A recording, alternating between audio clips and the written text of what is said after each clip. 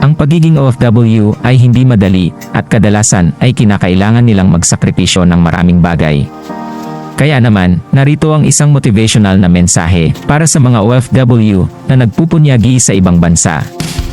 Mahalaga ang bawat sakripisyo na iyong ginagawa bilang isang OFW sapagkat ito ay isang patunay ng iyong tunay na pagmamahal sa iyong pamilya. Hindi biro ang malayo ka sa kanila, ngunit dahil sa iyong sakripisyo, maaari kang magbigay ng magandang kinabukasan para sa kanila. Ang iyong trabaho ay hindi lamang pagtatrabaho, kundi isang misyon upang matulungan ang iyong pamilya sa kanilang pangangailangan.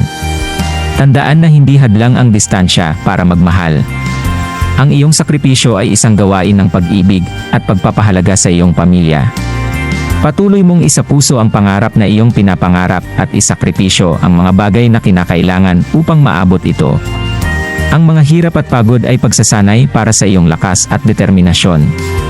Sa bawat araw na iyong kinakaharap, laging tandaan na may mga taong nagmamahal at nagdarasal para sa iyong kaligtasan at tagumpay. Patuloy na magpakatatag, magdasal, at magtiwala sa iyong kakayahan. Hindi man agad makukuha ang tagumpay, sa tamang panahon ay makakamit mo rin ang iyong mga pangarap para sa iyong pamilya. Kaya't huwag kang magpatinag sa mga pagsubok dahil sa bawat hirap at sakripisyo ay may bunga ng tagumpay. Magpatuloy kang magtrabaho ng buong pusong dahil ang bawat araw ay isang hakbang pa rin papalapit sa iyong pangarap para sa iyong pamilya.